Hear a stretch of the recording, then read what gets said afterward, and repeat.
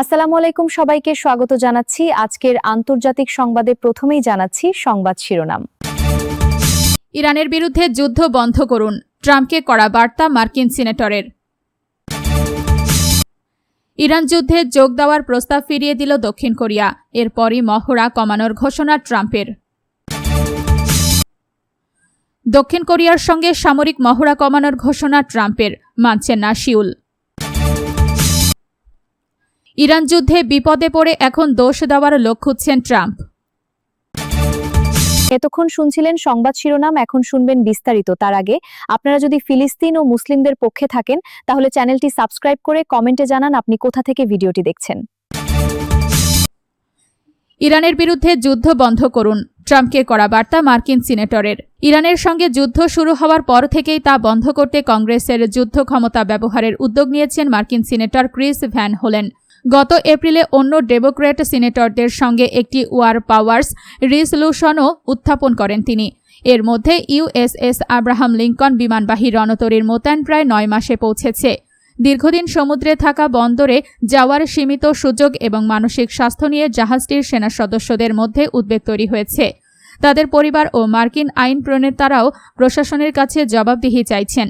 লিঙ্কনের জায়গায় দায়িত্ব নিতে ইউএসএস জর্জ ওয়াশিংটনকে মধ্যপ্রাচ্যে পাঠানো হয়েছে।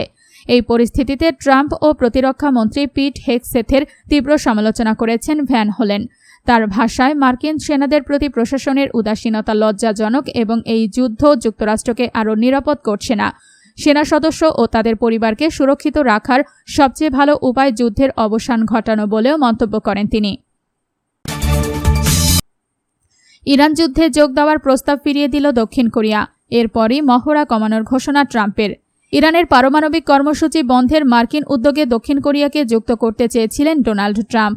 সম্প্রতি দেশটির প্রেসিডেন্ট লি জে মিয়ংয়ের কাছে তিনি সরাসরি এই প্রস্তাব দেন। তবে ট্রাম্পের ভাষ্য অনুযায়ী সিওল তার প্রস্তাব প্রত্যাখ্যান করে স্পষ্টভাবে জানিয়েছে, ধন্যবাদ না। সোমবার ট্রুথ সোশ্যালে দেওয়া পোস্টে মার্কিন প্রেসিডেন্ট নিজেই এই কথোপকথনের কথা প্রকাশ করেন। ট্রাম্প অবশ্য তার পোস্টে বিষয়টিকে কিছুটা অপ্রাসঙ্গিক বলে উল্লেখ করেছেন। দক্ষিণ কোরিয়া কেন মার্কিন উদ্যোগে অংশ নিতে রাজি হয়নি কিংবা সিউলের পক্ষ থেকে কি আনুষ্ঠানিক ব্যাখ্যা দেওয়া হয়েছে সে বিষয়ে প্রতিবেদনে কোনো তথ্য নেই। তবে এই প্রত্যাখ্যানের বিষয়টি এমন সময় সামনে এলো যখন যুক্তরাষ্ট্র ও দক্ষিণ কোরিয়ার সামরিক সম্পর্ক নিয়েও নতুন টানাপোড়েন দেখা দিয়েছে। দক্ষিণ কোরিয়ার সঙ্গে সামরিক মহড়া কমানোর ঘোষণা ট্রাম্পের, মানছে না সিউল। দক্ষিণ কোরিয়ার সঙ্গে বড় সামরিক মহড়া কমানোর নজির ট্রাম্পের প্রথম মেয়াদেও রয়েছে। 2018 সালে কিম জং উনের সঙ্গে নিরস্ত্রীকরণ আলোচনা চলাকালে বড় মহড়া স্থগিত করেছিলেন তিনি। পরে 2020 সালে করোনার সময়ও মহড়ার পরিসর কমানো হয়। এবার মহড়ায় উচ্চ ব্যয়, উত্তর কোরিয়ার প্রতি বৈরী বার্তা এবং ইরান ইস্যুতে সিউলের সহযোগিতা না পাওয়ার প্রসঙ্গ তুলে আবারও মহড়া উল্লেখযোগ্যভাবে কমানোর ঘোষণা দিয়েছেন ট্রাম্প।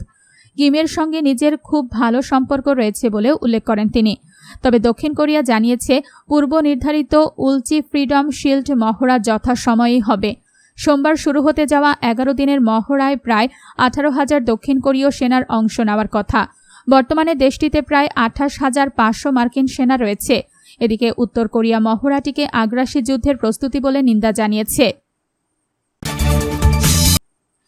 ইরান যুদ্ধে বিপদে পড়ে এখন দোষ দেওয়ার লোক খুঁজছেন ট্রাম্প। ইরানের বিরুদ্ধে যুদ্ধ শুরুর সময় ট্রাম্প ধারণা করেছিলেন সংঘাত দ্রুত শেষ হবে, কিন্তু যুদ্ধ দীর্ঘ হওয়ায় পাল্টাপাল্টি হামলার এক অনিশ্চিত সংঘাতে পরিণত হয়েছে। পুসান ন্যাশনাল ইউনিভার্সিটির অধ্যাপক রবার্ট কেলির মতে, পরিস্থিতি এখন যুক্তরাষ্ট্রের আরেকটি দীর্ঘস্থায়ী ও ফরএভার ওয়ারের মতো দেখাচ্ছে। কেলির দাবি, যুদ্ধ থেকে বের হওয়ার পথ খুঁজে না পেয়ে ট্রাম্প এখন ব্যর্থতার দায় চাপানোর জন্য কাউকে খুঁজছেন। যুক্তরাষ্ট্রের মিত্ররা তার জন্য সহজ লক্ষ্য হয়ে উঠেছে। দক্ষিণ কোরিয়ার সামরিক মহড়া কমানোর ঘোষণায় ব্যয় ও কিমের সঙ্গে সম্পর্কের পাশাপাশি সিউলের ইরান বিরোধী উদ্যোগে যোগ না দেওয়ার বিষয়টিও সামনে এনেছেন ট্রাম্প। এই বিশ্লেষকের ভাষায়, ট্রাম্প উপসাগরীয় অঞ্চলে তৈরি হওয়া নিজের সমস্যা আড়াল করতে চাইছেন। তবে এটি কেলির বিশ্লেষণ, মার্কিন প্রশাসনের স্বীকারোক্তি নয়। ট্রাম্প নিজেও বলেছেন, মহড়া কমানোর সিদ্ধান্তের সঙ্গে দক্ষিণ কোরিয়ার প্রত্যাখ্যানের বিষয়টি কিছুটা সম্পর্কহীন।